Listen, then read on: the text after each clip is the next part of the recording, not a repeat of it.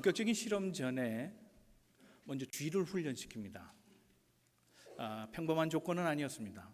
물속에 쥐를 넣어놓고 나오게 하는 겁니다. 그것도 어렵게 미로를 만들어 놓고 쥐가 그 미로를 통과해서 나오게 그렇게 학습을 시켰습니다. 처음에는 많은 시간이 걸렸지만 학습 계속 반복해서 훈련하니까 빠른 시간 안에 탈출해 나올 수가 있었습니다. 자, 이제 본격적인 실험이 시작됐습니다. 거기에 또 한 조건을 가하는데, 훈련받은 쥐가 미로를 찾아서 입구로 나오려고 할 때 갑자기 전기 충격을 주는 겁니다. 그 충격을 받는 순간 이 쥐는 갑자기 당황스러워하며 방향을 잃어버립니다. 그러나 이내 회복하고 점차 회복해서 출구를 찾아 나갑니다. 두 번째 실험은 30분 후에 진행됐습니다. 이번에도 똑같이 갑자기 전기 충격을 주었습니다. 그랬더니 움찔하며 놀라면서 앞에보다 더 느린 속도로 출구를 향해 나가더라는 겁니다. 그런데 세 번째 실험은 30분이 아니라 2분 만에 다시 했습니다. 이미 지쳐있죠.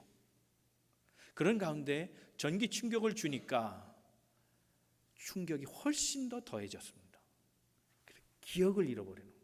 어디로 갈지 당황하고 알지 못해 왔다 갔다 끝내 출구를 못 찾았다는 겁니다. 인간은 스트레스를 받으면 기억력을 상실할 수도 있구나 하는 그런 보고서를 내놨습니다.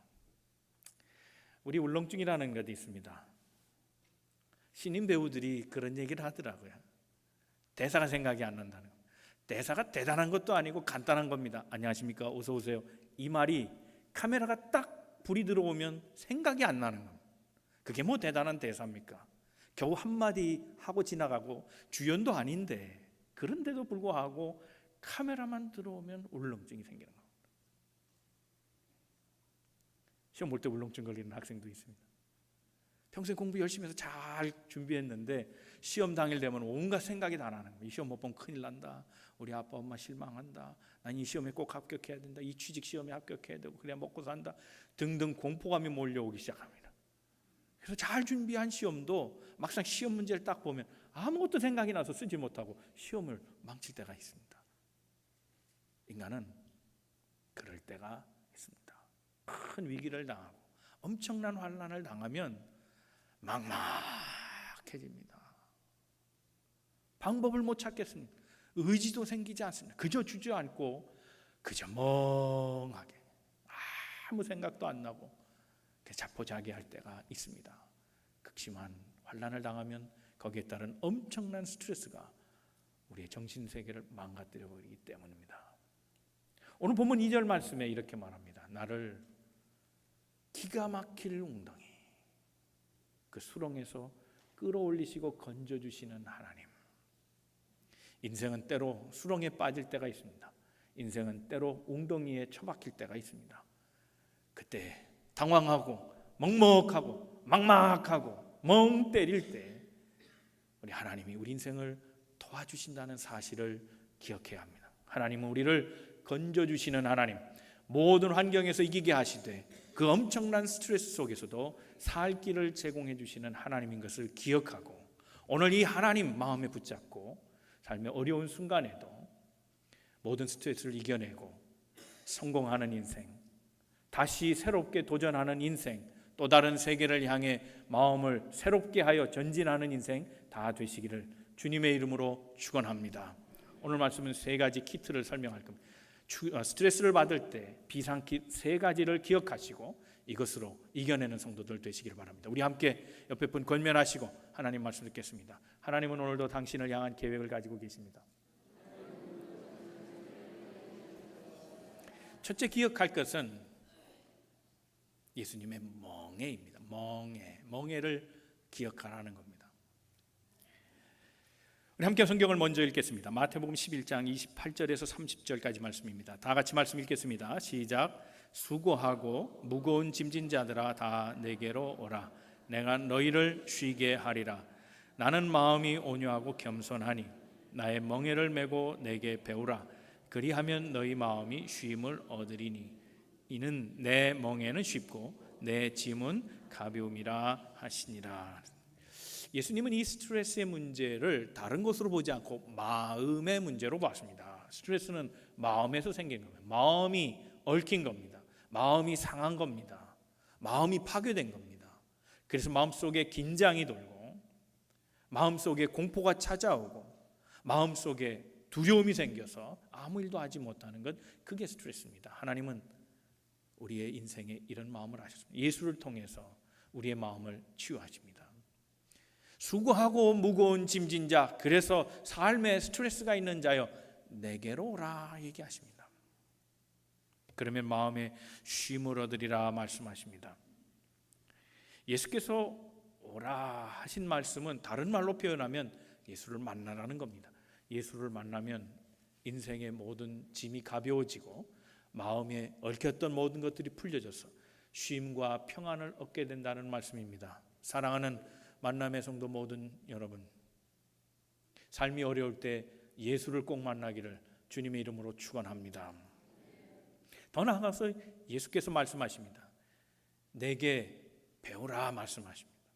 내게 배우라 말씀하시면서 멍에를 먼저 질 것을 얘기하고 계십니다. 함께 멍에를 지자는 겁니다. 멍에를 왜 같이 지어야 하나? 멍에를 지자는 말씀 속에 우리가 잘못 생각하는 부분이 하나 있습니다. 또 다른 짐을 지우려고 하시는 것이 아닌가? 내 인생의 짐도 많은데 이건 주님의 짐, 이건 무슨 종교적 짐, 뭐 이런 짐처럼 느껴져서 문제가 쉬워지기는커녕 또 다른 짐을 하나 덤으로 더 갖는 건 아닌가? 그런 염려가 들기도 합니다. 그래서 새로 신앙생활 하시는 분들의 걱정이 그런 부분이 있습니다. 내가 예수 믿으면 또 다른 스트레스를 받는 건 아닌가? 그렇지 않습니다. 어쩌면 엄밀한 의미에서 예수께서 내게 와서 같이 짐을 지자라는 말씀은 우리가 짐을 들여드린다는 말씀이 아니라 예수께서 우리에게 오셔서 함께 멍에를 메시고 주님이 멍에를 지고 가시겠다는 의미입니다. 법궤를 메고 벳세메스로 가는 소 이야기를 사무엘서에 해놓고 있습니다. 법궤를 메고 지시하신 땅으로 갑니다. 소를 이용했습니다. 그런데 그 두 소를 결정할 때 어미소와 새끼소를 함께 묶었습니다. 새끼소는 아직 어미젖을 채 떼지 않은 어린 소입니다. 이 두 마리가 한 짝을 이루어 멍에를 같이 지고 갈 때 누가 힘을 쓰겠습니까? 어미가 나 힘드니 새끼소야 힘 좀 내라 그렇게 얘기하겠습니까? 아닙니다. 어미소는 이제 갓 젖을 뗀 그런 새끼를 마음에 두고 안타까워하며 그가 힘을 쓸까 봐 오히려 더 힘을 내서 어미소는 그 법궤를 메고 나아가게 돼 있다는 겁니다. 주님이 꼭 그런 심정입니다. 우리에게 짐을 나눠주시는 것이 아니라 우리가 지는 짐을 대신 주님이 지고 가시겠다는 말입니다. 너의 멍에를 가지고 내게로 오라. 내가 그 멍에를 가지고 가겠다. 그런 말씀입니다. 이스라엘은 주로 농사를 지을 때 멍에를 씌웠고 그 멍에에는 짝을 이루어서 결의소를 썼습니다. 결의소란 두 마리의 소리를 말합니다. 농사를 지을 때는 소도 쓰고 말도 쓰고 나귀도 씁니다. 그러나 반드시 지켜야 될 원칙은 소면 소, 말이면 말, 나귀면 나귀지 소나 나귀를 짝해서 쓰는 법이 없습니다. 말이나 소를 엮지 않습니다. 왜냐하면 서로 부딪히기 때문에 그렇습니다. 서로 힘자랑하고 마음에 안 맞는 짐승들끼리 이리로 밀고 저리로 밀다가는 밭이랑 밭고랑이 제대로 나오지 않습니다. 삐뚤빼뚤 나올 것이고 이 둘은 사람보다 힘이 세서 엉뚱한 대로 끌고 갈 겁니다. 그래서 반드시 같은 종의 동물로 씁니다. 그래서 한 길을 걸어가게 합니다. 호흡을 맞추지 않은 겁니다.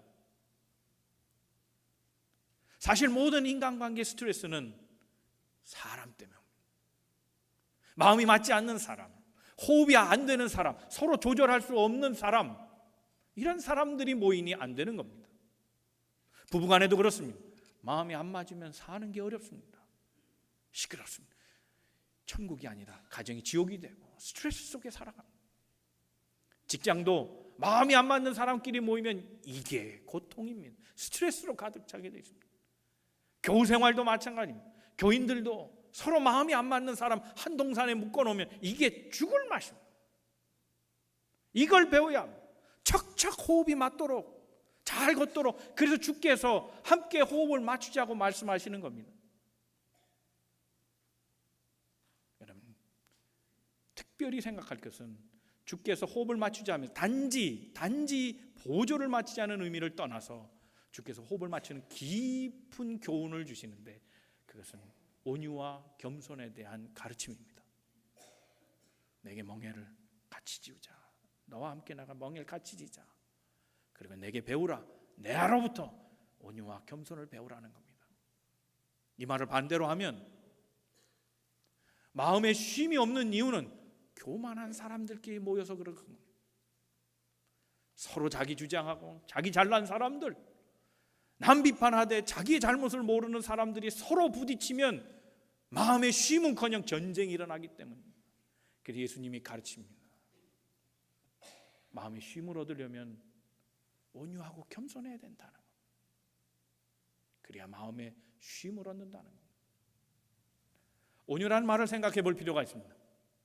온유라는 말은 한자 말로 하면 따뜻하고 부드러운 겁니다. 온유, 그렇습니다. 그런데 한자어보다 더 중요한 건 성서적 의미입니다. 성경에서 말하는 온유라고 하는 의미는 길들여진 짐승이라는 뜻입니다. 길들여진 짐승. 야생에서 동물을 잡아옵니다. 그러나 그 동물은 쓸 수 없습니다. 야성이 있기 때문입니다. 거칩니다. 복종을 모릅니다. 순종하지 않습니다. 자기 힘만 믿고 매이려고 하지 않습니다. 그래서 마치 고삐 풀린 망아지라는 것처럼 이리 뛰고 저리 뛰고 통제가 되지 않습니다. 그걸 길들입니다. 음식을 통해 길들이기도 하고 매를 통해 길들이기도 하고 칭찬을 통해서 길들이기도 합니다. 길들여서 씁니다. 그럼 온화합니다. 주인이 쓰기 합당합니다. 그런 자가 되라는 겁니다. 온유한 사람끼리 모이면 다툼이 없습니다. 스트레스 날 일이 없다는 겁니다. 겸손을 생각해 볼 필요가 있습니다. 겸손이라는 말은 낮아진다는 의미가 있지만 또 다른 성경적 깊은 의미는 가난해진다의 의미가 있습니다. 가난해진다. 그게 겸손입니다. 사람들 다 얻으려고 하죠. 성공하려고 하고 부자가 되려고 합니다. 그 깊은 속에 욕망이 있습니다. 욕심이 있습니다. 이 욕심 때문에 다투는 겁니다. 욕심 때문에 경쟁하고 그 욕심 때문에 내 마음은 점차 평강을 잃어갑니다. 그런데 그것을 포기하고 대신 그 얻는 것을 포기할 때 내 마음의 평강은 그때부터 찾아온다는 겁니다. 다 내려놓으면 마음의 평강이 온다는 겁니다. 너희는 마음의 쉼을 얻으리니, 쉼이라는 의미가 그렇습니다. 중단하다는 뜻입니다. 포기했다라는 뜻입니다. 내 욕심을 포기하니, 그래서 내가 겸손해지니 따라서 내 모든 욕망이 사라지고 그때부터 마음에 평안이 생긴다는 것. 중지해양, 내 모든 욕망과 내 자랑과 나의 높음을 포기할 때 그때서야 쉼이 오는 겁니다.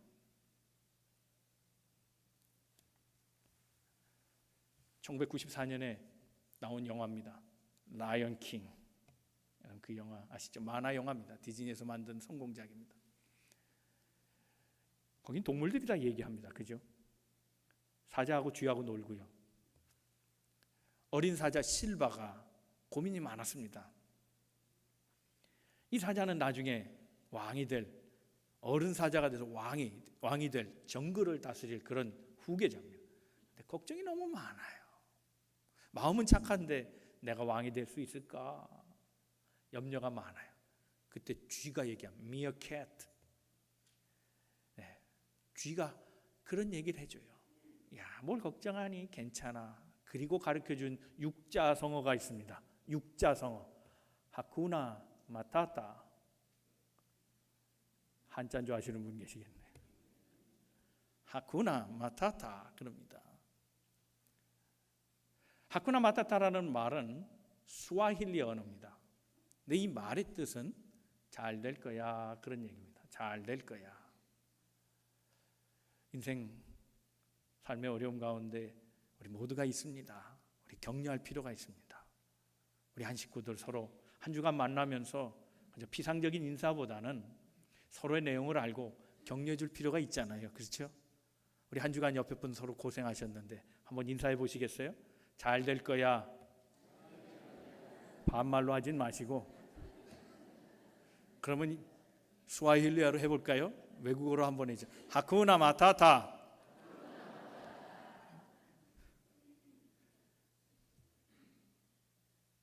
근데 한국어 버전에는요, 이 만화 영화 한국어 버전에는 다르게 설명해 놨어요. 잘 될 거야라는 말이 본래의 의미라면 그것을 좀 의역해서 해석해 놨어요. 근심과 걱정을 버려, 그런 말로 해석해 놨어요. 근심 버리면 즐거워져요. 하쿠나 마타타. 그렇게 돼 있어요. 근심과 걱정을 중단하면 마음의 평안이 찾아오는 겁니다. 예수에게 배워야 합니다. 인생의 스트레스를 풀어주는 예수님의 비법을 배워야 합니다. 내게로 와라. 그걸 배워라. 너희 마음이 고통에 있으냐? 수고의 짐을 쌓고 있느냐? 내 짐을 덜어주겠다. 내게 와서 배우라. 온유하고 겸손하면 내 마음에 평강을 얻는다. 내 욕망을 제거하라. 내 욕심을 버려라.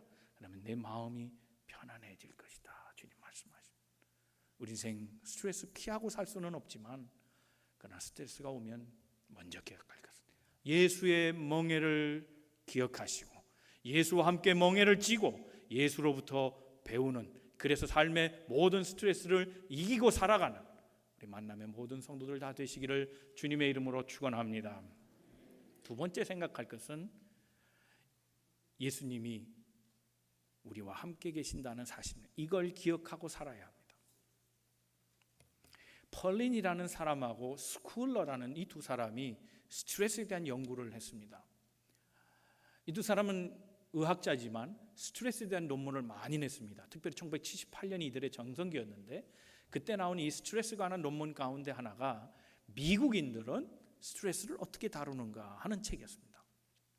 이 논문에서 그 사람은 미국인들을 관찰하면서 미국인들이 스트레스를 대하는 태도를 세 가지 유형으로 분류해 놨습니다. 첫째 유형은 뭔가 하면 상황을 바꾸는 겁니다. 상황을 바꾸면 스트레스를 피할 수 있다는 겁니다. 예를 들면 A라는 직장에서 스트레스를 받습니다. 근데 왜 스트레스를 받고 있습니까? 그냥 딴 데 옮기면 되지.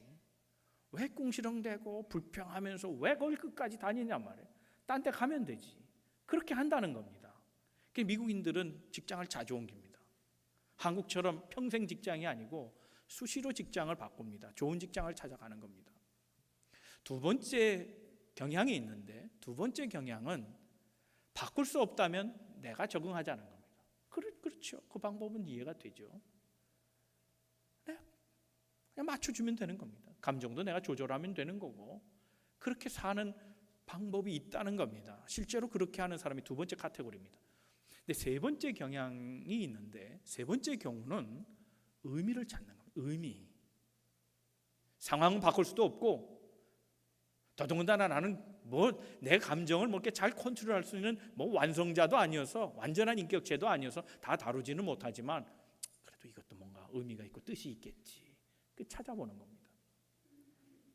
민수기 보면 가데스 바네아에서 이스라엘 백성이 처했던 두 가지 사람들이 있습니다. 한 가지 상황을 놓고 두 가지 사람들의 경향으로 나눴는데, 하나의 경향은 못 된다, 안 된다였어요. 하나의 경향은 된다, 할 수 있다였어요.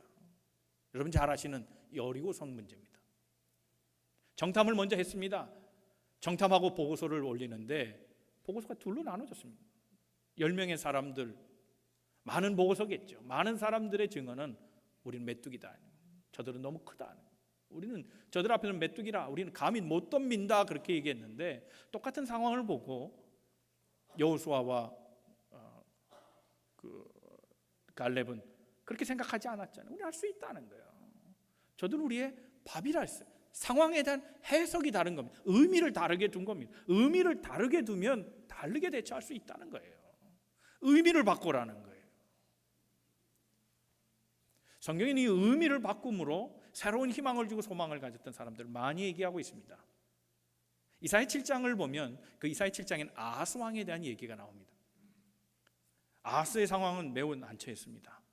그는 남쪽 나라의 왕이었습니다. 이스라엘은 남북으로 둘로 나눠졌는데 남쪽 유다의 왕이었습니다. 유다 지파는 작습니다.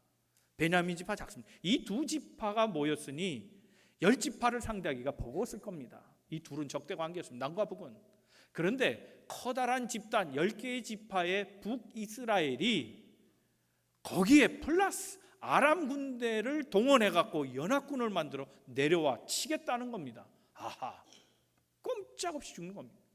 그냥 붙어도 5대1인데 이거 아람 군대가 얼마나 큽니까? 우리는 죽었다는 겁니다. 이 사실 앞에 마음이 흔들렸다. 7장 2절 한번 같이 읽겠습니다. 시작. 어떤 사람이 다윗의 집에 알려 이르되 아브라함이 에브라임과 동행하였다 하였으므로 왕의 마음과 그의 백성의 마음이 숲이 바람에 흔들린 같이 흔들렸더라. 흔들리는 갈대는 여자만이 아닙니다. 모두가 다 왕도 쩔었습니다. 숲이 바람에 흔들리는 것처럼 사시나무 떨듯이 풍전등화 같은 나라의 위기, 나라가 망치는 것 아니면 어쩌면 아하스는 자기 생각했는지 모릅니다. 나는 죽었다 생각했는지 모릅니다. 벌벌 떨고 있었습니다. 이때 하나님의 처방이 내려집니다. 하나님 말씀하십니다. 선지자를 통해 말씀하시는데 4절에 그 답을 주십니다. 두 가지 답이 있습니다. 시작. 그에게 이르기를 너는 삼가며 조용하라. 르신과 아람과 르말리아의 아들이 심히 노할지라도 이들은 연기나는 두 부직갱이 구루터기에 불과하니 두려워하지 말며 낙심하지 말라. 아멘. 첫째 처방은 뭐냐면 조용하라는 거예요. 조용하라 답입니다.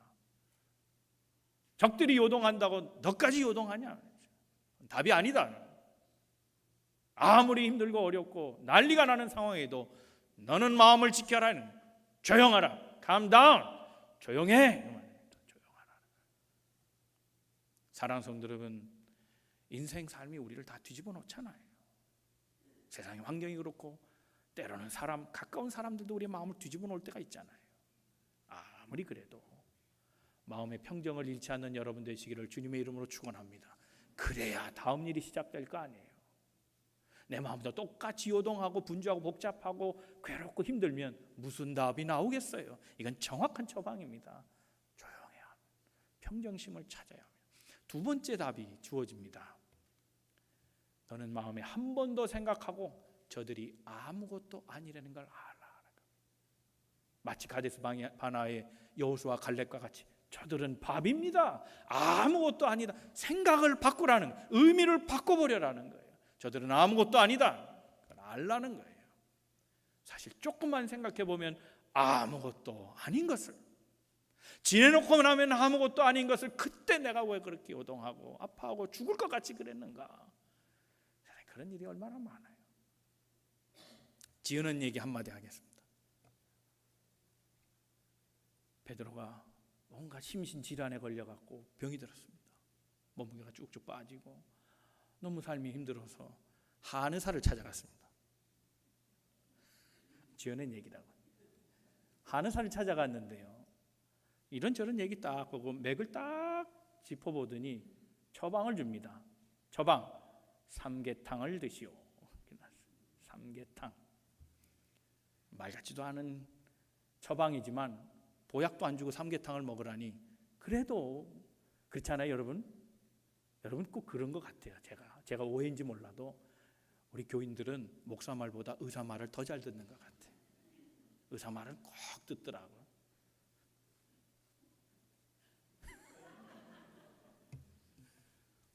삼계탕, 어리석은 처방 같아도 처방을 줬으니 삼계탕을 먹었는데요, 병이 났어요. 병이 났다는 거예요. 그 사람들이 신기해서 왜? 아니 어떻게 삼계탕을 먹었는데 그렇게 났습니까? 무슨 특별한 질환입니까? 처방약이 기가 막힙니다. 이유는 다른 데 있지 않고, 얘기를 해보니까 베드로가 예수님 부인할 때 꽃교 소리 들으면 늘 긴장하고, 그래서 닭소리만 들어서 그냥 몸을 떨고 그래가지고 그럴 바엔 차라리 닭을 먹게 하자. 그래갖고 닭을 먹으라 그랬다는 거예요. 사실 생각해보면 별것 아닌 것 같고 우리가 질질 끌려다니고 두려워하고 염려하고 걱정하고 살 게 많이 있잖아요. 그냥 집어 먹으면 될 텐데 그렇잖아요. 조금 생각해보면 그래요, 우리는 스트레스 앞에 작을 수도 있어요. 그러나 하나님이 우리와 함께 하시니 우린 그 스트레스보다 더 큰 거 아니겠어요? 생각해보면 우리는 스트레스보다 작은 존재가 아닌 거예요. 아무것도 아니다 말이에요. 저들은 대단하게 오는 것 같지만 이게 타다가 죄가 돼버릴 막대기뿐이다. 그걸 하려는 거예요. 생각을 바꾸라는 거예요. 해석을 달리하라는 거예요. 의미를 바꾸라는 거예요. 그러면 이긴다는 거예요. 그래서 7장 14절에 정말 하나님이 그걸 얘기해 주세요. 임마누엘 하나님, 그게 진짜 처방인 것을 얘기해 주고 계세요. 한번 14절 말씀을 다 같이 읽겠습니다. 시작. 그러므로 주께서 친히 징조를 너에게 주실 것이라. 보라, 처녀가 잉태하여 아들을 낳을 것이요 그의 이름을 임마누엘이라 하리라. 아멘. 그런데요, 이 임마누엘의 얘기를 하시면서 이것이 징조라 그랬어요. 여러분, 기적과 사인, 표적들, 뭔가 징표를 보여줘야 될 때는 어떤 때인가 하면 불신의 때예요. 안 믿으니까 자꾸 보여주는 거예요. 아하스왕은 굿이냐 배시냐를 얘기하면 배드예요. 선한 왕이 아니에요. 나쁜 왕이에요. 하나님 잘 안 섬겼어요. 잘 안 믿던 왕이에요. 그러니 하나님이 처방을 주시고 아무리 얘기해도 안 듣는 거예요. 뭔 소리를 하고 있어? 지금 코앞에 적군이 와 있는데 조용하면 대수야? 그런 문제가 해결이 돼? 생각만 바꾸면 상황이 달라져?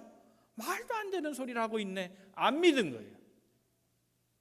주님이 선지자를 통해 말씀하시는 이게 기적이다, 이게 사인이다, 이게 표징이다, 믿어라. 하나님은 우리와 함께 계신다.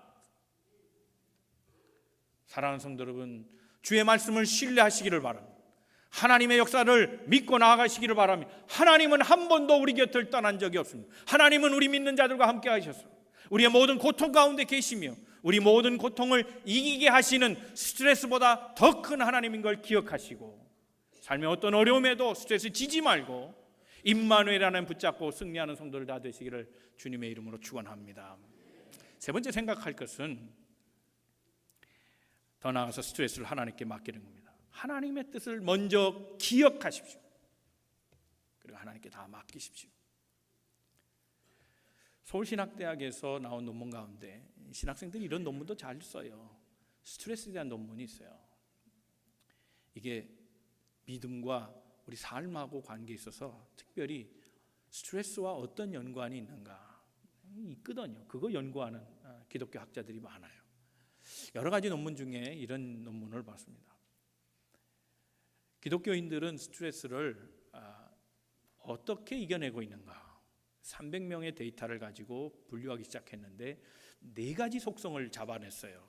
그 논문 쓴 사람이 4가지 요소들을 뽑아냈는데, 첫째는 신앙의 경력이 오래된 사람일수록 스트레스를 잘 이겨낸다는 겁니다. 여러분, 우리가 교회 생활을 1년 하는 거 그것보다 10년 하는 게 더 좋다 그러면 괜히 부정적인 생각이 있어요. 말로 오래 다니면 뭐해? 이런 거 있는데 아니에요. 그걸 무시하지 마세요. 1년 다닌 사람, 10년 다닌 사람은 달라요. 짬밥이 다르다고요, 짬밥이. 그렇잖아요. 우리 그런 말 있잖아요. 서당계 3년이면 풍어를 읊고 라면집 강아지는 그건 못 봤어요. 그건 못 봤지만 하여튼 짬밥이 중요하다 이 말이에요. 신앙생활도 아닐 것 같아도요, 1년 한 사람하고 20년 한 사람은 같다고요? 안 같아요. 들은 게 얼마인데, 들은 게. 배운 게 얼마인데, 본 게 얼마인데. 다릅니다. 그러니 스트레스를 이겨내는 것도 다르다는 거예요. 신앙의 경력이 오래일수록 잘 이겨내더라는 거예요. 두 번째는 체험이에요. 신앙적 체험이 많은 사람, 간증이 많은 사람들. 하나님의 역사하심을 체험한 사람, 하나님의 살아계심을 체험한 사람일수록 스트레스를 잘 이긴다는 거예요. 어려운 문제 아니에요. 하나님 계신데 뭐가 문제예요?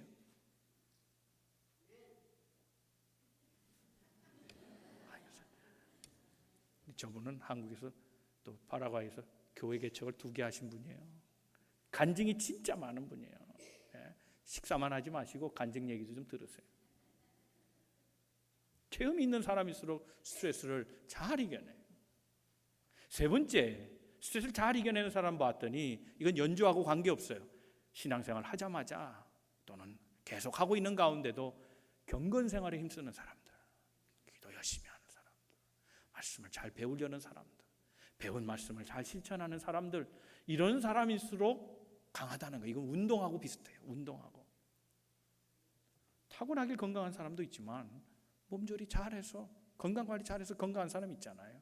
그런 것과 똑같은 거예요. 영적인 건강생활을 잘하는 사람들, 이런 사람들이 내성이 있어서 면역력이 있다는 거예요. 그래서 스트레스를 잘 이기더라는 거예요. 또 한 가지가 있는데 교우관계가 좋은 사람들이라는 거예요. 보세요. 교우관계 좋은 사람 세상 속에서도 관계를 잘하죠. 그런 사람들은 당연히 스트레스가 적을 거예요. 그래서 이 학자는 그 연구생은 그런 얘기를 해요. 한 가지 있어도 잘 이겨내게 된다는 거예요. 근데 2가지 요소를 가지면 더 잘 이겨내고 3, 4 다 가졌으면 더 잘 이겨내더라는 거예요. 미시간 대학의 루이스 펄만이라는 사람이 연구를 했는데요. 삶의 실패자들을 모아서 연구를 했어요. 결혼에 깨진 사람들, 사업에 실패한 사람들, 미망해 사랑하는 사람을 먼저 보낸 사람들, 이런저런 이유로 해서 아픔을 경험한 사람들, 그런 사람들을 모아서 그 중에서 신앙이 회복된 사람, 삶이 회복된 사람들, 다시 성공 사례를 가진 사람들을 연구해 보니까 한결같이 똑같이 크리스찬이었다는 거예요. 여러분, 믿음 생활은 그만큼 우리에게 유용한 겁니다. 믿음은 스트레스도 이기게 하는 줄로 믿습니다. 여러분, 오늘날 제일 잘 팔리는 약이 뭡니까? 두통약이에요. 신경안정제. 또 하나, 위장약. 그렇죠. 저만 두통약 먹는가 보네. 여러분은 안 드시나 보네. 위장도 건강하시고. 근데 재밌는 보고가 있습니다. 돼지하고요, 소는 위장병에 안 걸린대요. 돼지가 그렇게 많이 먹어도 위장병에 안 걸린대요. 스트레스를 안 받으니까. 근데 인간은 조금 먹고도 스트레스 받아가지고 위염, 위궤양, 두통약, 돼지보다 못해 우리가. 마음의 평안 누리고 살아야지. 짐승은 마음의 평강을 누리고 인간은 마음의 불안을 속에 살고, 이게 말이 안 되잖아요. 또 하나 재밌는 보고가 있어요. 혹시 관계되신 분은 죄송한데 정신병에 걸린 사람이 있죠. 위궤양이 없대요. 물론 위궤양에 걸려서 정신병에 걸린 사람은 위궤양 치료를 해야겠지만, 위궤양 없이 정신 이상자들은 위궤양 질환자가 한 명도 없다는 거예요. 왜 그러겠어요? 스트레스 받지 않으니까. 히히 헤헤 그냥 가는 거예요. 인생이 그럴 수만 있다면 얼마나 좋겠어요. 아무리 큰 어려움, 환난이 와도 그럴 수도 있지 뭐, 그냥 웃고 넘어가면, 툭 치고 넘어가면 얼마나 좋을까 하는 거예요.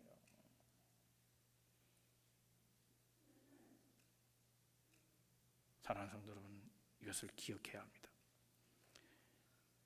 우리 믿음은 스트레스를 이기게 합니다. 여러분, 예수님도 스트레스가 생기면 어떻게 하셨는가? 서울신학대학의 그 리포터 중에 그런 게 있다 그랬잖아요. 영적 생활, 경건 생활, 기도 생활. 예수님은 스트레스 받으면 어떻게 하셨느냐? 기도하셨어요. 극심한 스트레스, 십자가 앞에 극심한 스트레스를 당할 때 주님은 기도하셨어요. 마태복음 26장 39절 말씀 한번 다 같이 읽겠습니다. 시작. 조금 나아가사 얼굴을 땅에 대시고 엎드려 기도하여 이르시되, 내 아버지여, 만일 할만하시거든 이 잔을 내게서 지나가게 하옵소서. 그러나 나의 원대로 마옵시고 아버지의 원대로 하옵소서 하시고. 예수님의 이 기도, 이 말씀 속에 여유가 보여요. 여유가. 여유 없는 사람이라면 어떻게 기도하셨겠어요? 꼭 뛰어야 됩니다. 내 사정 아시니 꼭 해주세요. 이렇게 기도하게 하잖아요. 그런데 주님은 그렇게 안 하셨어요. 내 뜻은 그렇지만 원하시면 아버지의 뜻대로 하옵소서. 아버지의 뜻대로, 아버지의 원대로 하옵소서. 당신의 원하신 대로 하십시오. 난 따라하겠습니다. 여유가 있잖아요. 이 여유는 그냥 나오는 게 아닙니다. 많은 훈련을 해야 됩니다. 신앙의 영적 훈련 많이 한 사람일수록 이런 마음에서 오는 여유가 있습니다.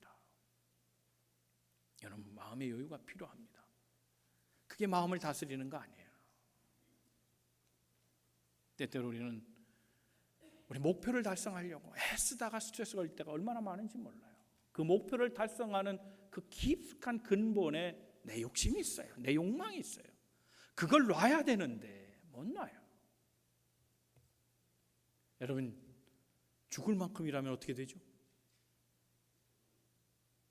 답을 모르세요? 자, 한번 따라해 주시겠어요? 죄송하지만 죽을 만큼이라면 죽는다. 그게 답이요. 죽을 만큼이라면 죽게 돼 있어요. 어떤 목사님이요 40일 금식했대요. 40일 금식이 처음이 아니에요. 몇 번 했어요. 근데 교인들한테 40일 금식한다고 그러고 기도원 올라갔어요. 근데 건강 이상이 왔어요. 못 하겠는 거예요. 그러니 포기하고 내려가야 되는데, 그러면 교인들한테 이게 말이 아닌 거예요. 체면이 안 서는 거예요. 우리 목사님 실패하고 왔대. 이 소리 듣는 게 싫어가지고 날수 채우려고 억지로 계속 금식하다가 죽었어요. 죽을 만큼 하면 죽는 거예요. 다른 이유가 있어요. 에베레스트에 올라갑니다. 산을 많이 올라탔습니다. 경험이 있습니다. 할 것 같았습니다. 근데 쉽지 않잖아요. 기상, 이게 예측이 안 돼요. 바람 불기도 하고 눈, 폭풍을 몰아치면 꼼짝없잖아요. 다 죽어요. 식량이 떨어질 수도 있고 각적선 이성선 크레파스에 빠져가지고 다리도 부러질 수 있는 거고, 어떤 조건이 어떻게 나올지 몰라요. 하다가 꼭대기에 견디다 안 되면 내려와야지. 신문에 하나 기사 날려고 계속 올라가다가는 죽어요. 답은 죽는 거예요. 사랑하는 성도 여러분, 죽지 마시고 사셔서 하나님의 영광을 위해 일하시기를 축원합니다. 제가 왜 이 말씀을 드리는가 하면 여유 때문이에요. 여유. 자, 예수님의 여유는 믿음에서 온 거라는 거예요. 예수님 포기했어요. 내 뜻을 포기했어요. 내가 하고 싶은 걸 포기했어요. 하나님 하세요. 아버지 하세요. 당신이 하세요. 난 따라가겠습니다. 이 여유, 이건 믿음이에요. 이 포기는 믿음이에요. 믿음이 있기 때문에 포기한 거예요. 여러분, 이 땅에 예수님께서 오셨을 때 이 여유를 보여주셨어요. 예수님이 이 땅에 오신 목적이 뭡니까? 주님은 첫성, 복음을 전하시면서 하신 말씀, 그 첫성이 이렇습니다. 회개하라, 천국이 가까웠다. 즉 예수 그리스도는 천국을 전파하러 오신 거예요. 그런데 그 천국 전파를 3년 안에 공생에 이루려고 한 적이 한 번도 없어요. 그 천국을 만드시는 역사, 그 계획은 아직 진행 중이에요. 2000년 동안 진행 중이에요. 예수님 만약에 3년에 하시려고 하셨으면 첫 번째 시험부터 다 이기셨을 거예요. 돌을 떡으로 만들어 버리시고 공중에서 뛰어도 아무런 이상 없이 배트맨처럼 날아갈 것이고, 가지껏 체면 팔더라도 다 천하만국 거기에 절하면 다 준다 했으니 그거 얻고 하나님 나라 만들려고 했을 거예요. 그런 생각하지 않으셨어요. 2000년의 계획 가지고 오신 거예요. 사랑하는 성도 여러분, 오늘 안 되면 또 내일 하면 되는 거죠. 내일 안 되면 또 그 다음날 하면 되는 거고요. 여유를 가지세요. 하나님 반드시 하신다. 지금이 아니면 내일 하실 것이고, 내일이 안 되면 하나님은 또 그 다음날 또 나를 위해 역사하실 것이다. 믿음을 갖고, 그 믿음 속에 여유가 있어야 된다. 스트레스를 그래서 이겨내야 되는 겁니다.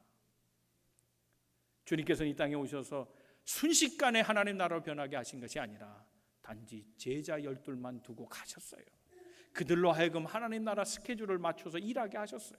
그들이 또 제자를 만들어서 하나님 나라 만들게 하셨어요. 이런 폭넓은 여유와 폭넓은 사고가 필요한 거예요. 하나님의 뜻을 생각하세요. 나를 내려놓는 것 쉽지는 않지만 그러나 하나님 가운데 사로잡히면 하나님 나를 다루어 가시고 내 모든 환난을 벗어나게 이기게 하시는 하나님이라는 걸 기억해야 합니다. 사랑하는 성도 여러분, 우리가 스트레스 안 만날 수는 없겠죠. 그러나 스트레스를 만날 때 먹먹하고 답답하고 멍 때리고 아무 의욕이 나지 않을 때, 삶의 희망이 포기될 때, 그때 기억하십시오. 예수님의 멍에를 기억하십시오. 예수님이 우리와 함께 계심을 기억하십시오. 하나님의 뜻을 기억하십시오. 그리고 우리 생각을 바꿔서 하나님 뜻에 나를 낮추고 주의 뜻을 이루기 위해 내려놓으십시오.